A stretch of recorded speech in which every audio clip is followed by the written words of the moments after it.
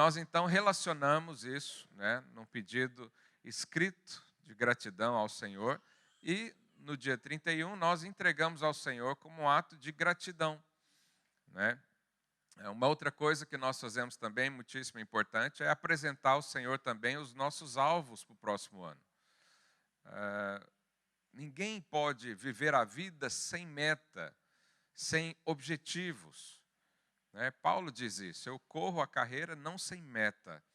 Então, o que você busca na sua área familiar, na sua área profissional, no seu relacionamento com Deus, né? O que você espera, ou deseja, ou quer para o próximo ano? Isso nós também apresentamos ao Senhor, nós oramos e pedimos ao Senhor que nos dê clareza.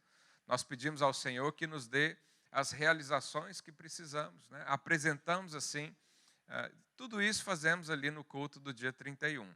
E uma terceira ação que nós temos é a nossa oferta das primícias, né? A primeira oferta do ano.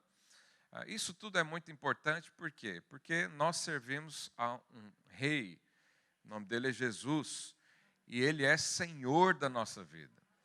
Se ele é Senhor da minha vida, eu vou consagrar a ele tudo que eu tenho, mas em especial as primícias.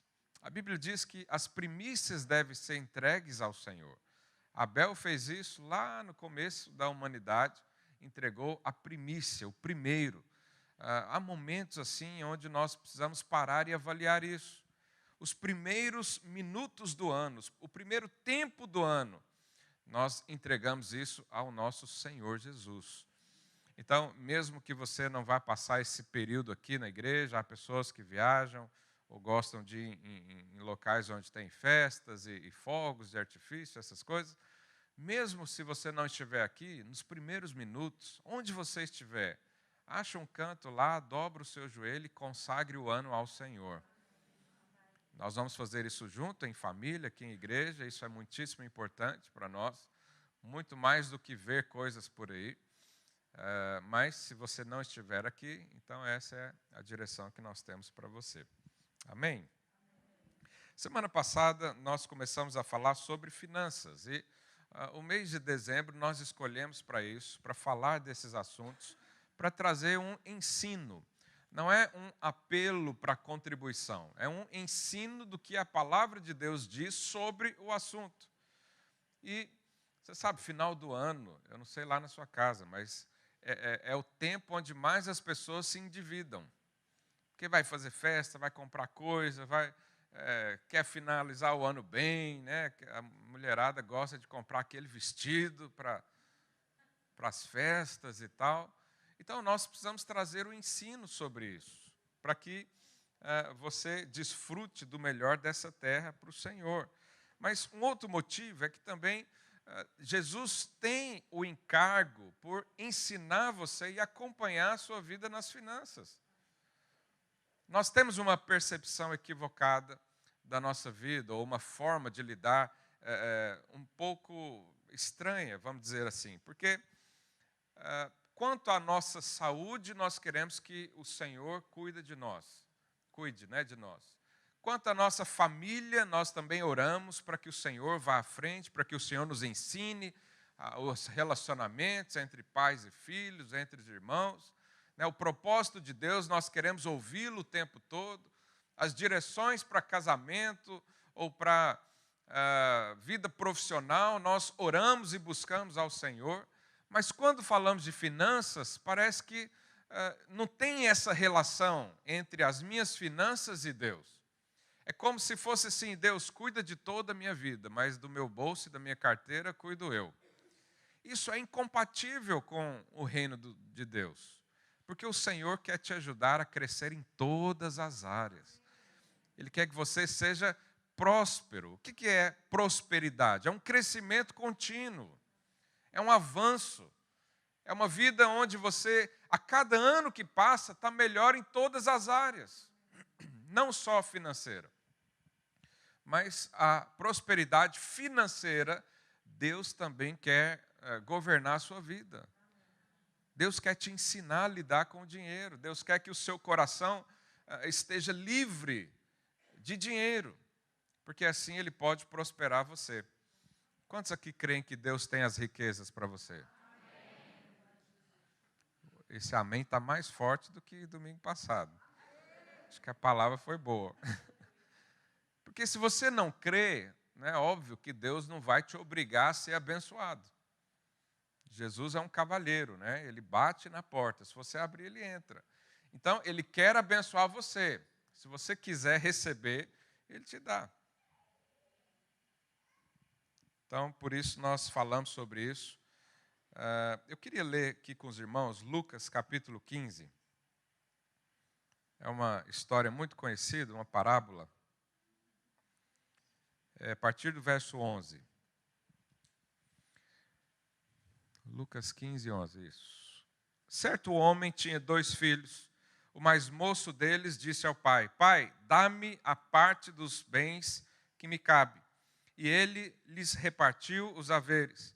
Passados não muitos dias, o filho mais moço, ajuntando tudo o que era seu, partiu para uma terra distante.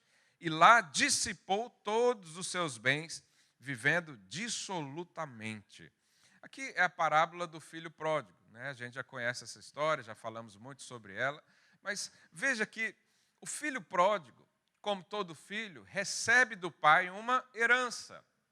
E a Bíblia diz que ele gastou tudo que tinha.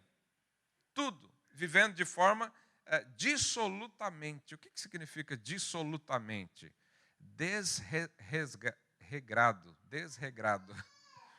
Olha o trava-língua aí. Uma vida sem regras. Eu acho que você talvez nunca viu, mas você já viu alguém gastar dinheiro sem regra? E chegar no final do mês, está no aperto? Tem mais mês do que salário. Tem mais dias do que recurso. Então, isso é o que o filho pródigo fez. Pegou a parte do que tinha, porque Deus sempre vai te dar herança. Presta atenção nisso. Deus sempre quer repartir com você o que Ele tem. E essa parábola, a gente olha, esse repartir sempre num prisma, às vezes, negativo, de um filho que pede herança antecipada. Isso é algo ruim, porque é como se o menino quisesse a morte do pai. Pai, já que o senhor não morre, então me dá a herança ainda vivo. Mas há também um outro prisma, uma forma de enxergar, que é um pai que tem recursos ilimitados. Porque se o pai repartiu a herança entre os filhos, mas quando o filho voltou, fez uma big festa, significa que ele tinha muito recurso ainda. Essa herança foi dada na casa do pai. Ou seja, na casa de Deus, eu e você sempre receberemos herança. Fala isso para o seu vizinho. Na casa de Deus, sempre há herança disponível para você. Mas esse jovem gastou toda a herança no mundo. Mas olha o que mais que aconteceu, no verso 14. Depois de ter consumido tudo, sobreveio àquele país uma grande fome, e ele começou a passar necessidades. Então, ele foi e se agregou a um dos cidadãos daquela terra, e este o mandou para os seus campos a guardar porcos. Ali desejava ele fartar-se das alfarrobas que os porcos comiam, mas ninguém lhe dava nada. Então, caindo em si, diga, caindo em si. Por que ele caiu em si? Ele percebeu que a herança que ele recebeu do pai não poderia ser gasta de qualquer forma. E ele caiu em si. E é engraçado que sempre que nós recebemos um recurso, recebemos algo de Deus, o inimigo faz de tudo para roubar aquilo.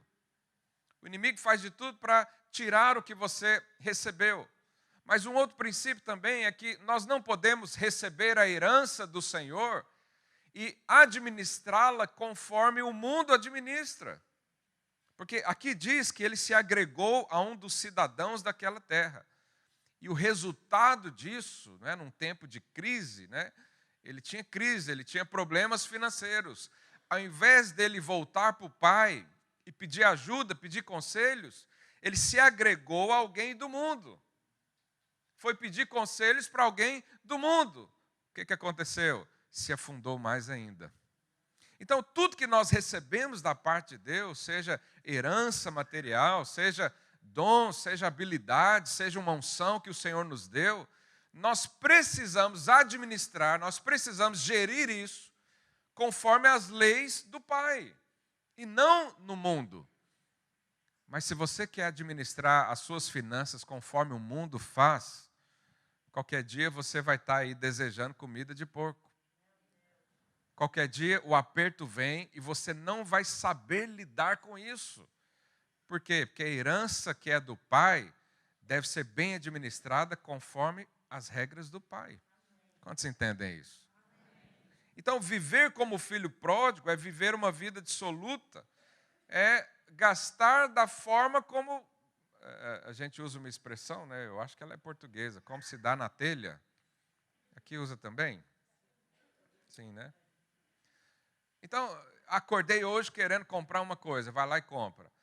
Hoje os amigos me chamaram para um lugar, não tem condições, mas vai lá e gasta assim mesmo. O próprio irmão do filho pródigo diz que ele gastou com meretrizes. Aqui no texto não diz isso, mas o irmão diz, o irmão afirma. Então, provavelmente, ele gastou assim também, de forma desregrada. Não vou falar mais essa palavra. Pergunta aí ao seu irmão, você tem regras para o seu consumo? Pergunta para o outro, você tem regras para gastar o seu dinheiro?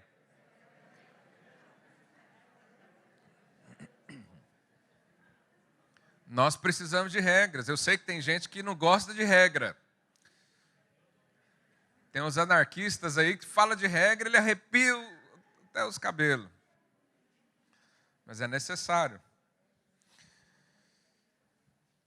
Então, o pai sempre vai dar herança para você. A bênção de Deus, isso é a graça. E Ele te dá, mesmo sabendo que corre o risco de você gastar à toa. Deus te dá, mesmo sabendo que às vezes você não está muito equilibrado. Claro que Ele não vai te dar tanto assim, porque Ele te ama. Se você tem problema com dinheiro, Deus não vai te dar dinheiro. É a mesma coisa com uma pessoa que tem problema com álcool, por exemplo, a gente não chama para a festa onde tem álcool. E cada um com a sua fraqueza, não é? E a pergunta é, será que você tem gastado seus recursos dissolutamente, sem regras? Porque o inimigo vem para roubar, matar e destruir. Eu quero dar um exemplo aqui de Isaac. Lá em Gênesis 26, verso 1. Coloque aí para mim, por favor. Sobrevindo fome à terra, além da primeira vida nos dias de Abraão, foi Isaac a Gerar, avistar-se com Abimeleque, rei dos filisteus. Apareceu-lhe o Senhor e disse, não desçais ao Egito. Diga, não desçais ao Egito. Fica na terra que eu te disser, habita nela, e serei contigo e te abençoarei. Bom, essa palavra foi dada a Isaac, filho de Abraão. Abraão, você sabe, é o homem que Deus fez uma aliança, né? Lá em Hebreus diz que nós somos filhos de Abraão. Se nós somos filhos de Abraão, tudo que aconteceu com Isaac, que é o filho de Abraão, acontece e ou vai acontecer, ou pode acontecer conosco também. Quem crê nisso? Verso 12. Semeou Isaac naquela terra e no mesmo ano, diga, no mesmo ano, recolheu 100 por 1, porque o Senhor o abençoava. Você crê nisso? Existe algum investimento que você faz e dá 100 por 1 num ano aqui nessa terra? É difícil. As criptomoedas, teve uma época, alguns anos atrás, que deu isso. Mas isso era 2, 3, 4 anos. Em um ano, pode acontecer se o Senhor te abençoar. Você planta 1, colhe 100. Verso 13. Enriqueceu-se o homem, prosperou, ficou o quê? Riquíssimo. Possuía ovelhas e bois e grande número de servos, de maneira que os filisteus lhe tinham inveja. Então, olha só, ele recebeu uma palavra, fica onde você está. Porque naquela época, né, os Estados Unidos da época era o Egito. E lá tinha tudo sempre, porque governava a região ali financeiramente. E a tendência eram as pessoas, né, daquela época, e até hoje, as pessoas vão atrás de dinheiro. Né? Falta dinheiro aqui em Portugal, eu vou para onde? Vai para um lugar que paga mais, que salário melhor. E Deus falou para ele, não faça isso. Eu vou te abençoar onde você estiver. Onde você estiver, você será abençoado, não por causa de você ou do lugar, mas por minha causa. E é assim que nós vivemos. Não dependemos só da nossa força física, não dependemos só do nosso intelecto para trabalhar, para fazer. Nós fazemos tudo isso, mas confiados na graça do Senhor, que o Senhor nos abençoa. Qual foi a consequência? Prosperou, enriqueceu. A Bíblia diz que ele ficou riquíssimo. Irmãos, para a Bíblia falar que alguém ficou riquíssimo, é coisa que a gente não pode contar hoje. Ele chegou a ter exércitos. Você imagina? Em um ano, tanta coisa aconteceu na vida dele. Mas aí qual foi a consequência disso? Os filisteus ficaram com inveja. Os filisteus apontam para o nosso inimigo hoje. E os filisteus o que fizeram? Estavam tampando os poços que Abraão tinha aberto.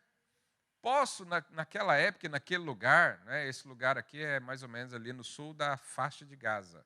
Então, é uma coisa seca, árida, né, não tem água. E o poço era fundamental para a vida. Nós também precisamos dessa vida ainda hoje. E o inimigo estava fazendo o quê? Tampando os poços, ou seja, tirando a vida, querendo tirar a vida. E aí ele continuou.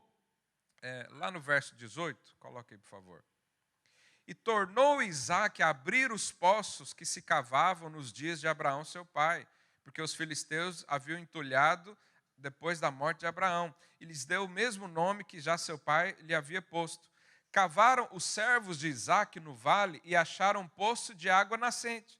Então ele começou a cavar para achar poço, né, para achar água. Verso 20. Mas os pastores de Gerar, que é essa região, contenderam com os pastores de Isaque, dizendo, essa água é nossa. Por isso chamou o poço de Ezeque. Então Isaque foi lá, cavou um poço, achou água. Né? Os moradores daquela região reivindicaram aquilo, disse, isso é nosso. E ele deu o nome de Ezeque. Ezeque significa contenda. Eu não sei se você já passou por uma situação na sua vida onde você está trabalhando para conquistar algo e tudo que você faz só gera problema. Você entra num trabalho, gera problema lá. Você começa um negócio, gera contenda de tudo quanto é forma. Aí ele percebeu isso e falou, bom, eu não quero isso para a minha vida, ninguém quer isso. Então vou cavar mais poços. Verso 21. Então cavaram outro poço e também por causa desse contenderam. Por isso recebeu o nome de Sitna. Sitna no original significa briga. Aí você está num trabalho e você fala, não, esse lugar aqui está ruim, está difícil, está cheio de contenda, eu vou para outro. Aí você começa a cavar de novo o poço. Aí você encontra o quê? Briga. Você fala, meu Deus do céu, que situação. Isso é o inimigo roubando, matando e destruindo você. Mas aí, o que aconteceu depois? Verso 22. Partindo dali, cavou ainda outro poço. E como por esse não contenderam, chamou-lhe Reobote.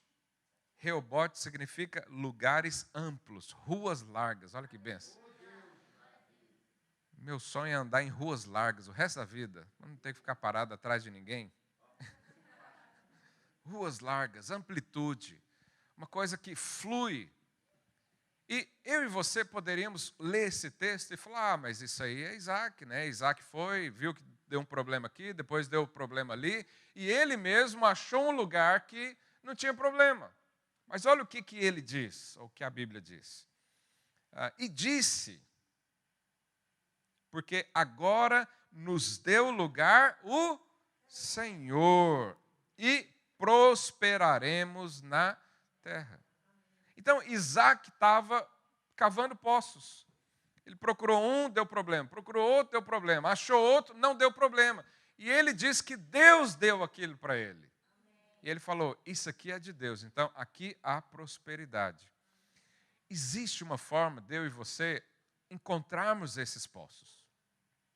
Existe uma forma de nós prosperarmos financeiramente sem entrar em contenda, sem entrar em brigas.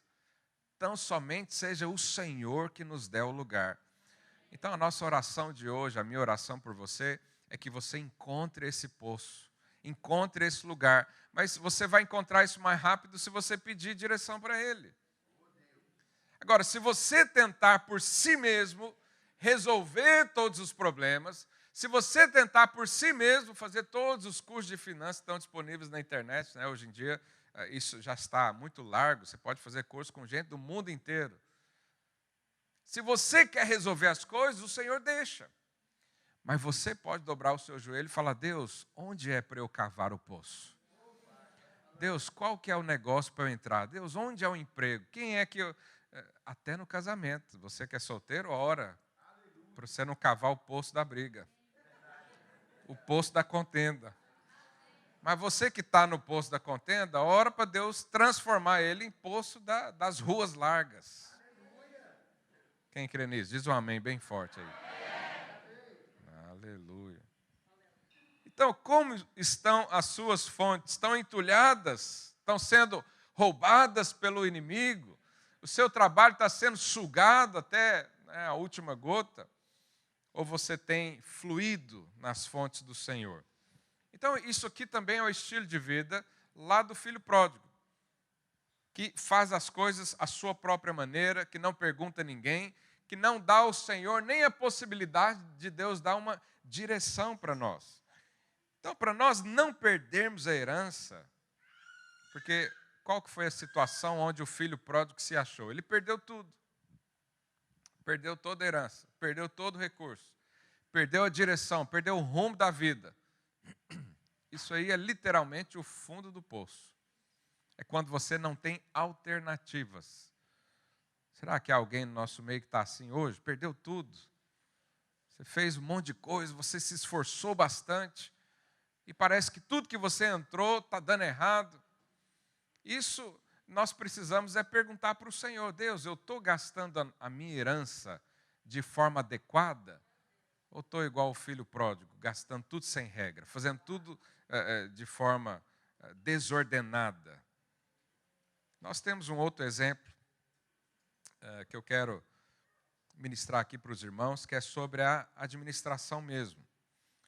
Nós conhecemos a história de José. José era um dos filhos mais novos de Jacó, né, o penúltimo. E ele era um filho amado, diz a Bíblia. E José era um sonhador. Tem alguém aqui que é sonhador? Um dia ele estava trabalhando ali e sonhou que existiam uns feixos, né, de trigo, se eu não me engano, e que o fecho dele ficava em pé e os de 11 inclinavam-se ao fecho dele. Isso ele estava falando dos irmãos, né, que os irmãos um dia iriam se prostrar diante dele. O que você acha que os irmãos acharam dessa ideia? Quem é filho mais novo aqui? Você entende o que eu estou falando. Quando você tem alguma vantagem na vida, o irmão mais velho faz o quê? Fica bravo, nervoso. Porque o irmão mais velho tem que ser o primeiro. E José era assim, era o sonhador. E depois ele também sonhou que o sol, a lua e 11 estrelas também se curvavam diante dele. O sol e a lua se referem ao pai e à mãe. Aí os irmãos falaram: bom, agora você avacalhou geral. Agora foi longe demais. Os irmãos dobrarem a você, tudo bem. Agora o pai e a mãe, é muita ousadia, não? Aí o que os irmãos dele fizeram? Venderam ele como escravo para o Egito. Mas a Bíblia diz que José era abençoado.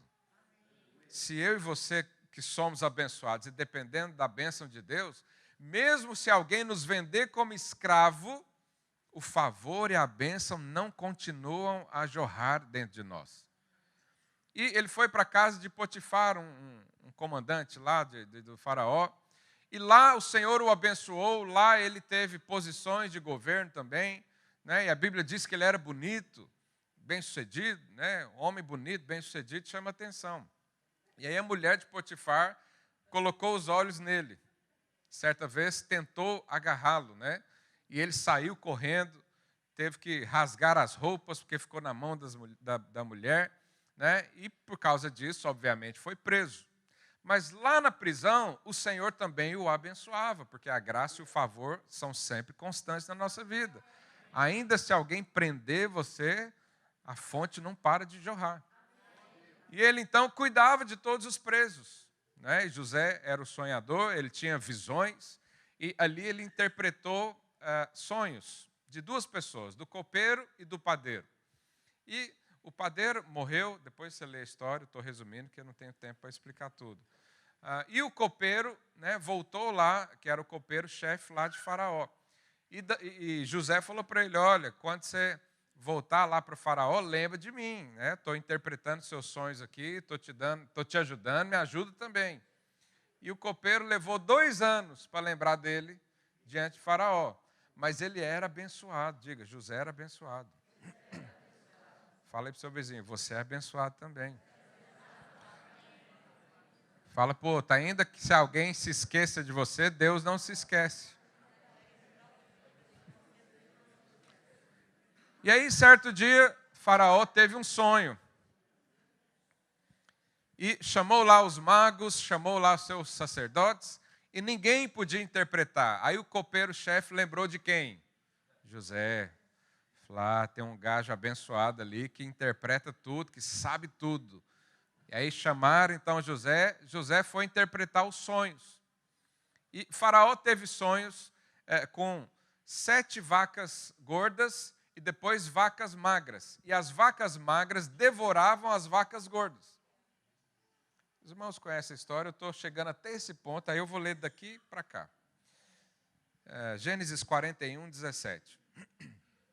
Então contou o Faraó a José, no meu sonho estava eu de pé na margem do Nilo, e eis que subiam 7 vacas gordas e formosas, à vistas, e pastavam no carriçal.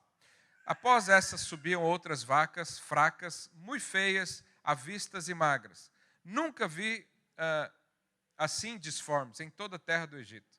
E as vacas magras ruins comiam as primeiras 7 gordas, e depois de as terem engolido, não davam aparência de as terem devorado, pois o seu aspecto continuava ruim, como no princípio. Então acordei. Bom, as 7 vacas gordas simbolizam o reino de Deus, porque elas eram bonitas, elas apreciavam, né? Dava para apreciar essas vacas. Isso fala de um reino de abundância. Isso fala de um rei que tem recursos de sobra, que é o nosso Senhor Jesus. Isso aqui, irmãos, é algo... Quando você lê o Velho Testamento, né, eu queria ter muito mais tempo para explicar essas coisas, mas o Velho Testamento é uma sombra das coisas que haveriam de vir. Nós vemos ali coisas que aconteceram literalmente, mas são também princípios espirituais. Então, da mesma forma que as vacas gordas simbolizam o reino de Deus, abundância de suprimento, né, que não falta nada, está todo mundo satisfeito, está todo mundo sendo suprido. As vacas magras significam as crises do mundo, significa esse mundo caído, que não tem solução, porque a vaca magra comia a vaca gorda, mas continuava magra. É uma coisa esquisita, não é? O mundo consome as pessoas, mas ninguém fica satisfeito. O mundo faz isso. O ladrão faz isso. Quanto mais ele rouba, mais quer roubar. Quanto mais destrói, mais quer destruir. Então isso aqui é um estilo de vida. Vai prestando atenção nisso. Verso 29. Aí José vem e dá a interpretação do sonho. Eis aí, vem 7 anos de grande abundância por toda a terra do Egito. Então aqui está falando que essas 7 vacas gordas significam 7 anos de abundância. Diga, abundância. Isso simboliza o reino de Deus. É sempre abundância. Verso 30. Seguir-se-ão 7 anos de fome. Diga, fome. E toda aquela abundância será esquecida na terra do Egito, e a fome consumirá a terra, e não será lembrada a abundância da terra em vista da fome que seguirá, porque será gravíssima. Olha só, 7 anos de abundância, depois 7 anos de escassez. A escassez vai ser tão severa que durante esse tempo ninguém vai lembrar de como eram os anos de abundância. É uma crise, é como se você se lembra quando você andava no shopping sem a máscara? Que faz 2 anos praticamente que a gente usa a máscara, você nem sabe como é que era a sua vida antes da pandemia. Porque a pandemia está assolando tanto, está destruindo tanto, que a gente fica pensando, como será? O que vai acontecer? Qual que é a nova variante que vem? E a gente esquece da vida tranquila que a gente tinha. Isso aqui é um mundo em operação. Não tem solução para isso. Ok? Agora, 7 anos de vida abundância e 7 anos de escassez, 7 na Bíblia significa um ciclo. Então, nós podemos entender o seguinte: podemos viver um ciclo de vida do reino do Senhor, recebendo abundância, sendo sempre suprido, ou podemos ser roubados pelo inimigo e viver num ciclo de sequidão. Aqui, nesse verso, durou 7 anos, mas esses 7 são ciclos de vida. Há pessoas que não desfrutam da abundância do reino de Deus, elas vivem sempre na seca. Mesmo estando na igreja, mesmo participando, mesmo trazendo dízimos e ofertas, elas vivem no tempo da vaca magra. A minha oração hoje é para que você viva no tempo das vacas gordas. Esse nome é feio, vaca gorda, né? Um nome meio pejorativo. Mas diga, eu nasci para viver no tempo das vacas gordas. Aleluia. Mas quando você está no tempo das vacas magras, você não se lembra e nem tem esperança, nem tem fé de que Deus pode te dar novamente. Porque é isso que o texto diz, que era tão terrível que você perde as suas memórias. Então, há pessoas que ainda hoje, quando nós oramos e falamos sobre prosperidade, eles já não têm muita expectativa, porque está vivendo nos anos das vacas magras. A gente ora e fala, Deus pode prosperar o seu negócio. Ele fala, não sei o que é isso. O que é prosperar? O que é não viver endividado, não viver no sufoco? Eu não sei o que é isso. Porque está nisso há muito tempo, isso é um ciclo. Mas isso pode ser quebrado hoje na sua vida, em nome de Jesus. As vacas gordas aponta para a herança que nós recebemos do Senhor. É como aquele filho pródigo que recebeu. Ele recebeu abundância de suprimentos. Ele recebeu as vacas gordas, mas decidiu usar isso de forma dissoluta. Decidiu administrar tudo isso, essa herança, da mesma forma que o mundo faz. E o resultado é o quê? O diabo vai roubar, matar e destruir tudo aquilo que não é bem administrado. Então, o que aconteceu nesse tempo das vacas magras? Primeira coisa, os recursos financeiros foram todos tomados. Porque no tempo das vacas gordas, José falou para o faraó, olha, você precisa guardar. Então, quando eles armazenaram bastante alimento e tudo que precisava, quando entraram os 7 anos das vacas magras, só o Egito é que tinha suprimento. Então, toda a terra, inclusive o povo de Deus, tiveram que comprar tudo do Egito. Porque nada mais funcionava, nada mais dava, você plantava, não nascia nada. Por quê? Porque era tempo de seca.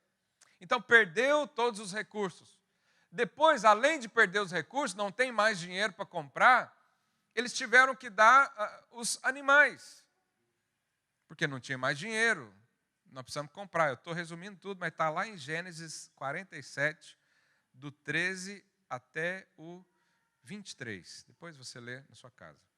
Então, os meios de produção foram tomados. Não tinha mais dinheiro, então deu a vaca, deu o cabrito. E eles dependiam daquilo como fonte de renda. Aquilo era ferramentas de trabalho. Então, se você está andando ou vivendo no ciclo de vacas magras, você fica o tempo todo sem dinheiro. Além de ficar sem dinheiro, você fica o tempo todo sem produzir o dinheiro, ou sem opção de produzir o dinheiro. É aquela pessoa que começa a trabalhar e perde as ferramentas, e alguém rouba alguma coisa, você começa a trabalhar, não dá certo, aí você desiste daquilo e vai para outra coisa, você fica sem meios de produção. Mas além de dar o dinheiro e dar os animais, chegou uma hora que eles não tinham mais nada. Então, eles deram a si mesmos como escravos e deram a sua terra. Olha que seca terrível, 7 anos.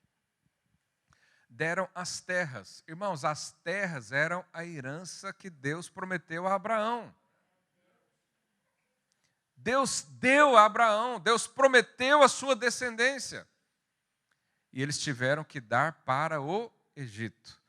Tempos de vacas magras.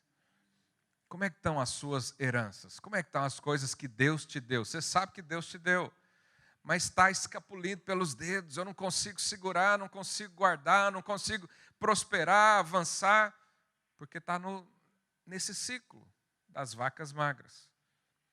A liberdade foi perdida, porque vendeu a si mesmo. Agora eu dependo dos outros.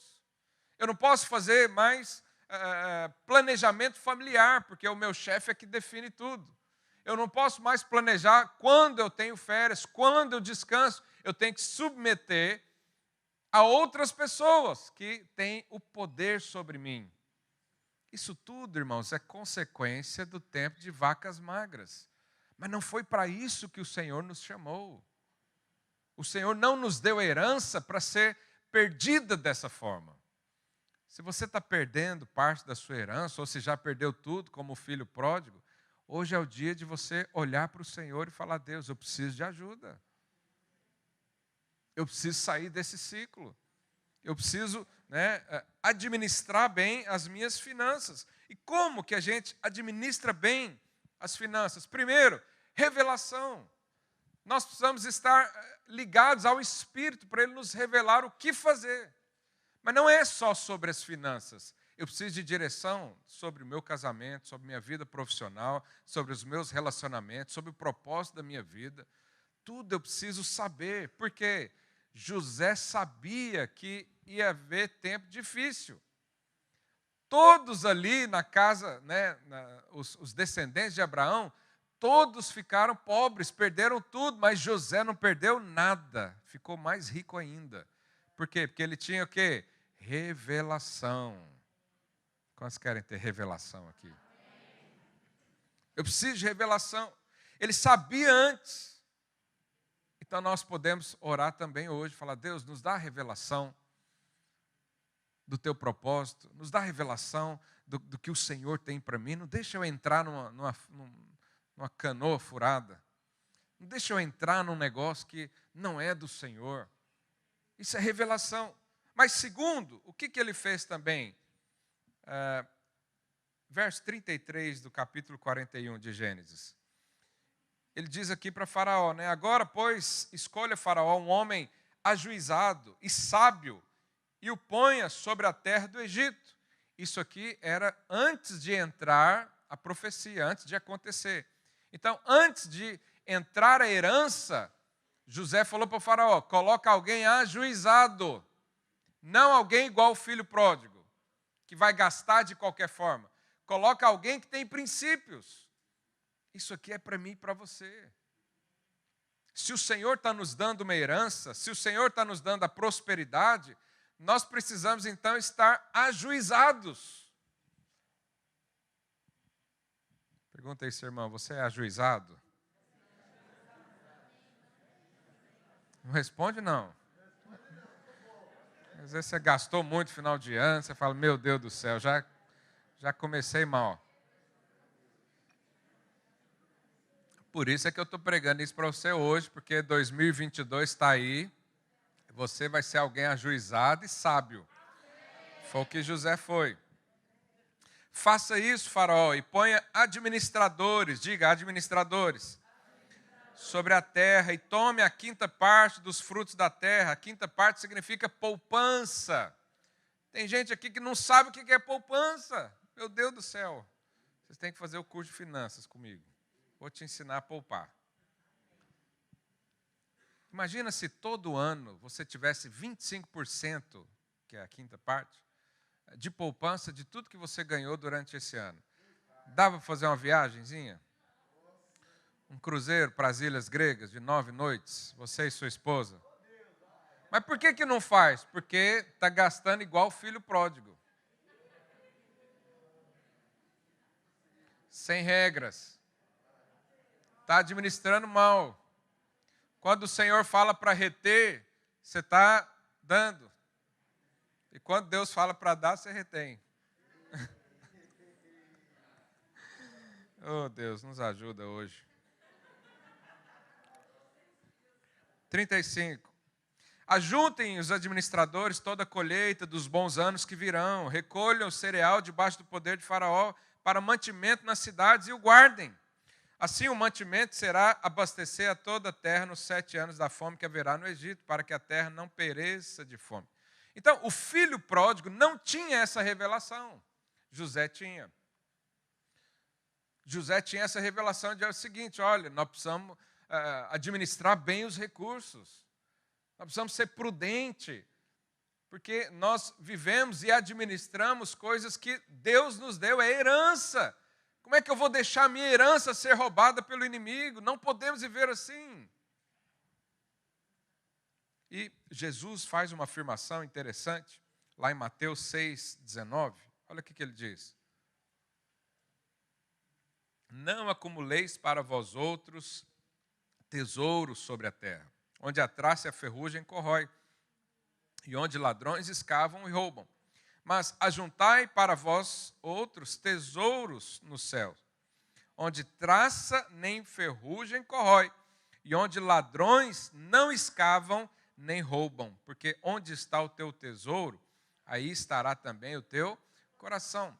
Jesus falou para a gente guardar o tesouro no céu. Alguém tem aqui uma conta do Banco Celestial? Que você manda os euros lá para cima? Como é que guarda isso?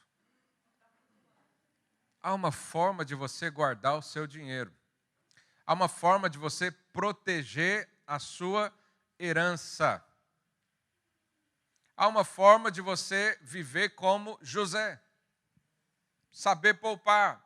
E ainda se vier tempos difíceis, você passa por ela tranquilamente. Como é que é isso? Invista no reino. O que é investir no reino, pastor? Será que é eu vender tudo que tem e dar aqui de oferta na igreja? Não. É você submeter o seu dinheiro, o seu recurso, os seus bens ao senhorio de Cristo. Isso é administrar bem o recurso. É você perguntar para ele: Senhor, o que faço com esse dinheiro? O que faço com essa riqueza? O que faço com essa herança? O que eu faço com esse dom, com essa habilidade? O que eu faço com isso que o Senhor me deu? O Senhor me deu. E o Senhor é que vai me ajudar a administrar. Agora, há uma ligação entre dinheiro e coração. Que aí nós precisamos entender isso. Que Jesus falou, o que ele diz aqui? Porque onde está o teu tesouro, onde está o seu dinheiro, ali está o seu coração. Há muitos filhos de Deus que o coração está em Deus, mas o dinheiro não. Então, ele fica incompleto. Há muitos que submetem tudo ao Senhor, menos o dinheiro. Deus está aqui, te entrego minha vida. Né? Tem muitas canções que falam sobre isso. Entrego tudo, estou aqui para o Senhor. Mas a minha carteira eu que decido. Há um problema nisso. Porque quando isso acontece, o seu tesouro não está protegido, não está seguro. Você vai acabar como o filho pródigo, gastando dissolutamente. A forma de guardar a sua herança, a forma de proteger os seus bens, é colocar isso aonde está o seu coração. E onde está o seu coração? Em Deus, no Senhor. Então você coloca tudo nas mãos dele. E o que ele falar para você fazer, você faz. Foi assim com José. Porque Deus falou para José o que fazer, ele prosperou e não entrou no tempo das vacas magras. Continuou como se fossem as vacas gordas a vida inteira. Quem quer viver aqui no tempo das vacas gordas só? Então fala aí para o seu vizinho. Submeta os seus tesouros ao Senhor. Então a segurança que nós precisamos está no reino.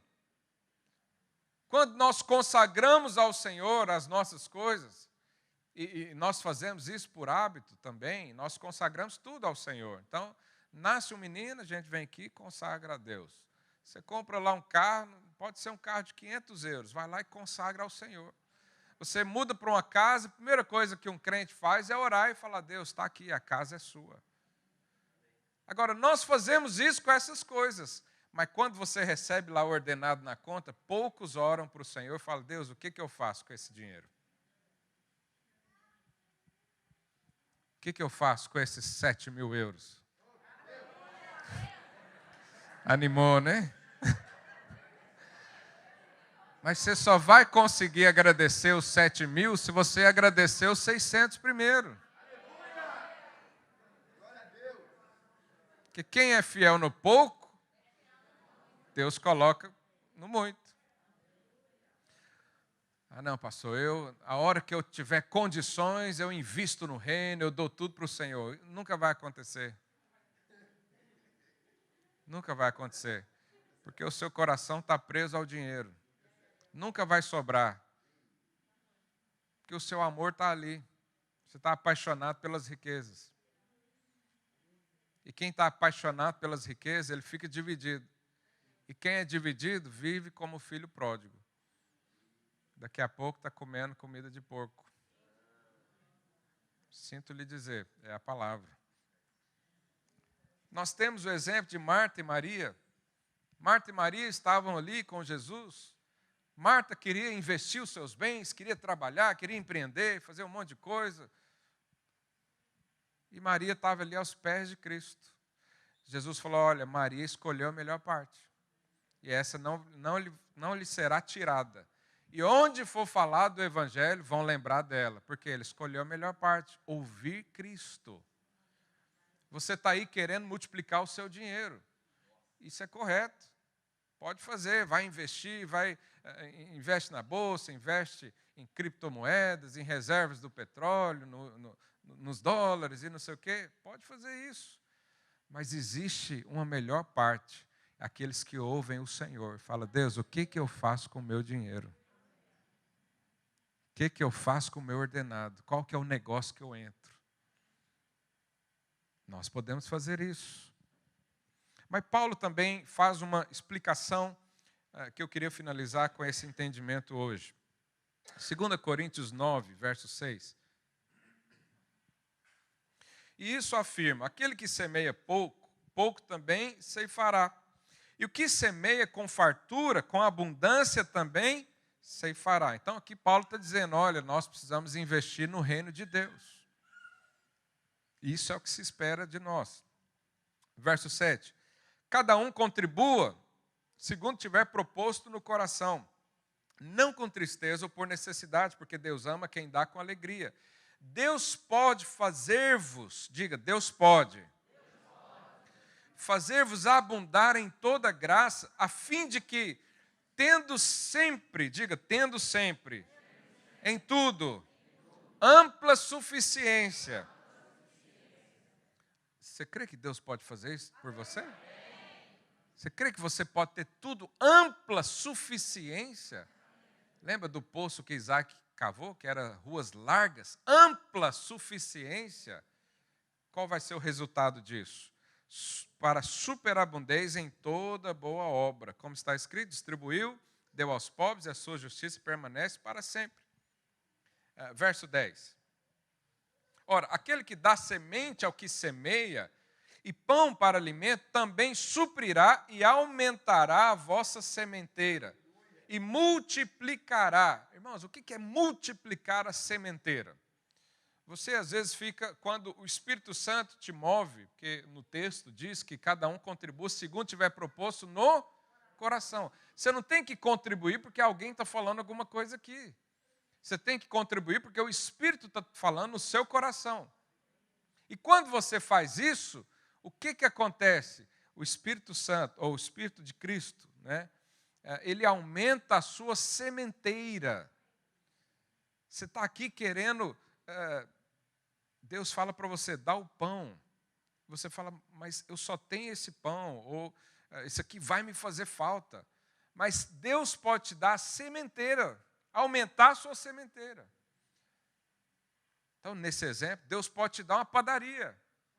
E você está preocupado em ofertar um pão. Não é um contrassenso, mas todos nós passamos por isso.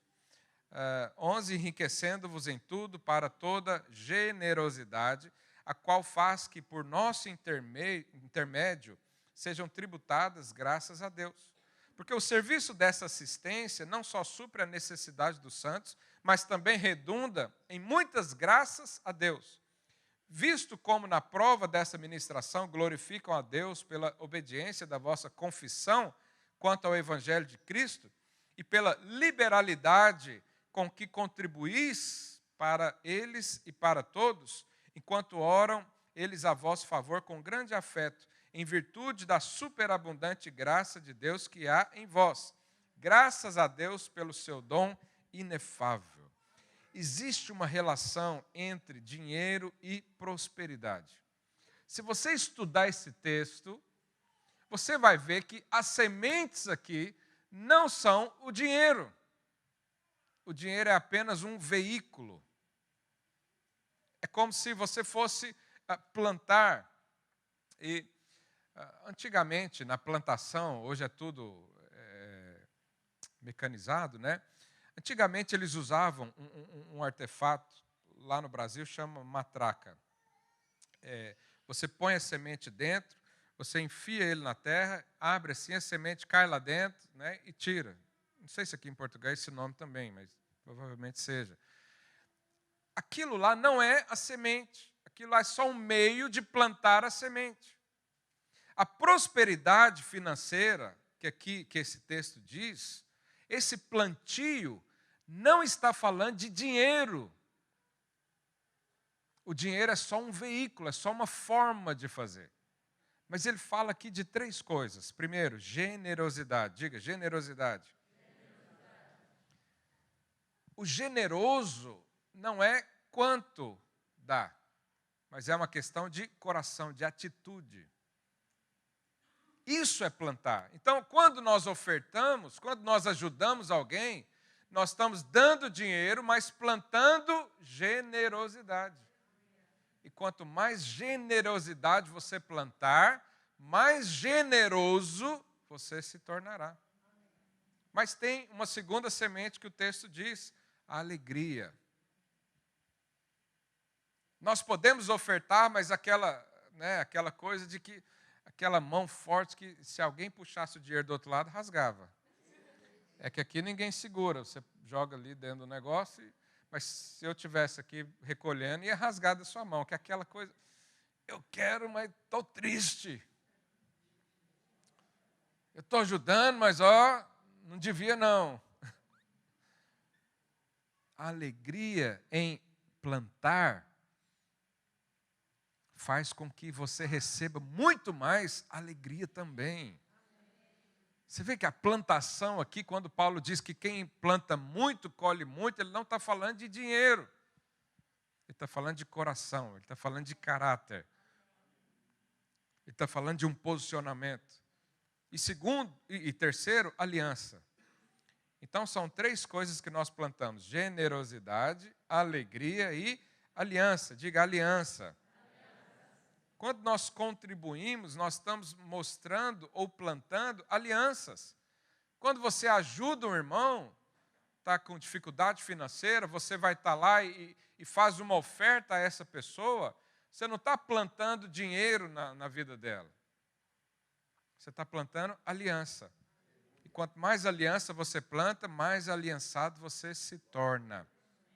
Então, o dinheiro em si é apenas um veículo. Qual que é o resultado dessa oferta? multiplicação. A multiplicação é o estilo de vida que Deus tem para nós. São as vacas gordas. Eu não sei você, mas eu decidi viver no tempo das vacas gordas. Eu decidi não ser apegado ao dinheiro. Eu decidi, teve um dia que, não sei se eu já dei esse testemunho, acho que sim. Eu percebi que uma chave foi virada na minha vida financeira. Quando eu peguei quase tudo que eu tinha e ofertei ao Senhor. Mas fiz isso com alegria que difícil ter hoje essa mesma alegria. E olha que eu já tive muitos momentos felizes na vida. Já casei, já tive filho, um monte de coisa.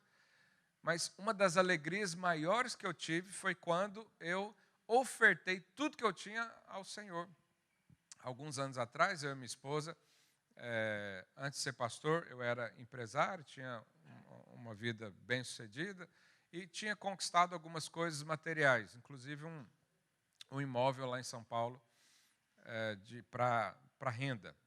E um dia eu estava no encontro de líderes e veio uma vontade tão grande de dar aquela oferta do vaso de alabastro, daquela mulher, né, que ofertou ali ao Senhor 1 ano de trabalho. E eu fiz as contas na época, eu falei, eu quero fazer essa oferta. Agora eu digo para você, não foi homem nenhum que me convenceu. O Espírito Santo que queria trabalhar algo dentro de mim. Eu desde pequeno fui ensinado pelos meus pais a dar o dízimo ao Senhor. E eu lembro na época, eu era uma criança ainda, a equipe de louvor pode subir já. Eu era uma criança e meu pai me dava R$10. Isso deve ser em 90 e... Quando é que foi o real implantado no Brasil? 94. Então foi em 95 que eu ganhava R$10. Meu pai falava, você vai dar R$1 de dízimo e R$1 de oferta. E eu ficava triste por causa disso. Porque eu queria gastar tudo. Por quê? Porque eu ainda era como filho pródigo. Não sabia ainda administrar. Mas aí o Senhor me levou até essa experiência. E eu estava lá num sítio, num acampamento em São Paulo. Eu já era casado, acho que estava no 1º ou 2º ano de casamento. E eu liguei, fui lá na estrada, porque não tinha sinal de telemóvel no lugar. Fui lá na estrada, liguei para a Lorena, falei, amor, eu estou com vontade de ofertar o nosso apartamento. E ela falou, bom, quando você diz que quer fazer alguma coisa, você faz mesmo, então estou junto. Por quê? Porque era a única coisa que a gente tinha conquistado ali, enquanto casal, trabalhando juntos, conquistado. E, irmãos, o dia que eu decidi isso, virou uma chave na minha vida. Daquele dia para cá, nunca tive problema com dinheiro. Eu ofertei mesmo ao Senhor. Ninguém mandou fazer isso, ninguém pediu, não houve um apelo, não era uma conferência, não era oferta das primícias, não era nada, era só eu e o Senhor. Mas o Senhor sabia que talvez aqui dentro ainda tinha resquícios do filho pródigo. E daquele dia para cá, algo mudou na minha vida. Hoje eu não tenho problema em dar nada. Quanto mais eu dou, mais o Senhor me dá. Eu abençoo muita gente, tanto aqui ministrando, mas também financeiramente. E sou muito abençoado, ganho muita coisa, você não tem noção. Se eu for falar aqui as coisas que aconteceram na minha vida, eu vou ficar uns 3 cultos falando. A minha lista de gratidão todo ano é enorme. Porque eu aprendi que as vacas gordas é que é meu lugar. Esse tempo de escassez, esse amor e esse apego à questão financeira já não faz parte mais de mim. Por isso eu tenho tanto encargo em ensinar isso para você. Quando chega a crise, quando chega o tempo das vacas magras, quem que vai sofrer isso? Quem não tem revelação do Senhor. Quem ainda tem apego ao dinheiro. Quem ainda serve a mamon. Quem ainda gasta os seus recursos de forma dissoluta. Então, se nós queremos entesourar a herança de Deus, se nós queremos ser prudentes, ajuizados, nós devemos submeter a nossa vida financeira também ao Senhor. Da mesma forma que nós pedimos direção na nossa área familiar, nós pedimos direção para cuidar dos filhos, nós pedimos direção no nosso casamento, nós pedimos direção para um trabalho melhor, nós também precisamos ouvir e ser sensíveis e pedir direção. Deus, como é que eu gasto o meu dinheiro? O que eu faço com isso? E uma das formas que a Bíblia diz é você investir no reino. Não é necessário você fazer o que eu fiz. Isso é uma experiência minha. Eu estou contando para você só por testemunho. Mas há pessoas que dão muito na igreja, mas ainda assim amam o dinheiro. Minha oração é que hoje você seja livre disso em nome de Jesus. Fica de pé no seu lugar. Vamos orar ao Senhor nessa manhã. Eu não sei se talvez você está vivendo esse tempo das vacas magras. Se você já perdeu os recursos. É o baixo, muito baixo.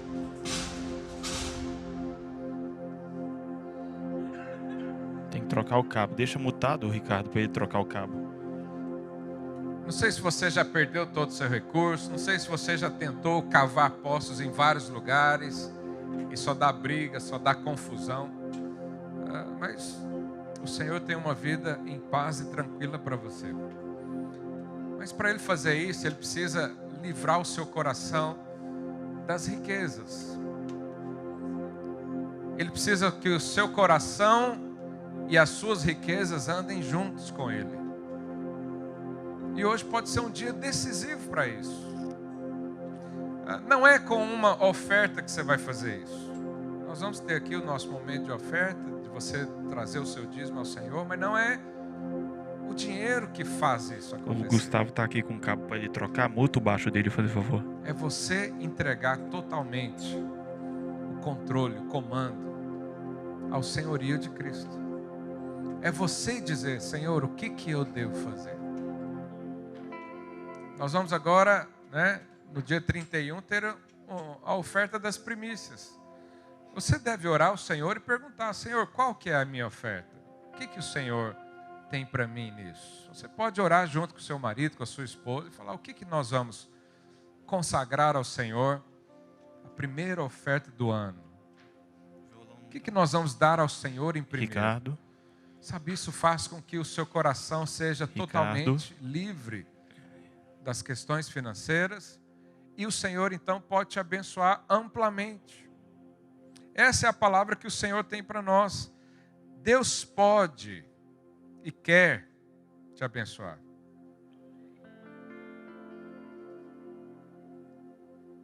Deixa eu ler o texto aqui de novo.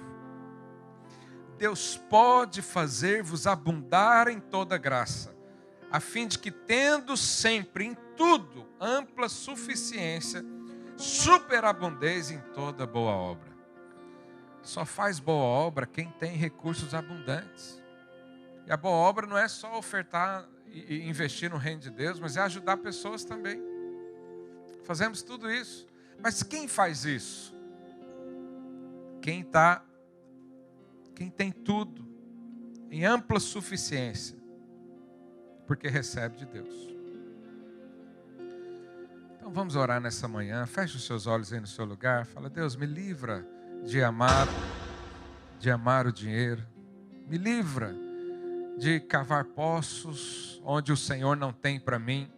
Me livra, Deus, de buscar o Egito, de mudar a minha vida em prol do dinheiro, de ir atrás do que dá mais lucro. Me livra disso.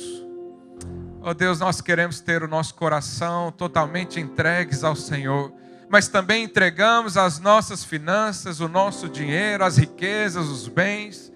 Colocamos nas tuas mãos, ó Deus, porque o Senhor é o dono de toda a terra. O Senhor é o dono de todas as coisas. O Senhor é o dono de toda a minha vida, minha casa, o meu casamento, os meus filhos, os meus bens. Tudo entregamos ao Senhor, porque no Senhor nossos bens estão seguros. Nos ensina, Deus, a dar com generosidade. Nos ensina, Deus, a dar com alegria. Nos ensina Ó Deus, a ser participantes de uma aliança. Nós queremos hoje plantar generosidade. Nós queremos hoje plantar alegria. Nós queremos hoje plantar aliança. Porque o Senhor é o dono da sementeira e aumentará a minha também, em nome de Jesus. Aleluia. Hoje então nós vamos plantar. Nós vamos semear. Como eu falei, não é uma questão de valores. É um coração, é uma atitude. Uma atitude de semear. Se você quer aumentar a alegria, então dê ao Senhor com alegria. Se você quer ser uma pessoa mais generosa, sabe, todo generoso é próspero. Se você quer ser mais generoso, então seja generoso para com o Senhor. E coloque nele as suas riquezas. Em nome de Jesus. Vamos ter então nosso momento de dízimos e ofertas. Enquanto cantamos, tem alguma música mais alegre? Tem? Você semeia hoje alegria. Não importa se é 1 euro, se é 10 euros, semeie com alegria. Fala, eu estou feliz de fazer isso para o Senhor. Tem essa experiência. Vamos cantar então uma música com alegria.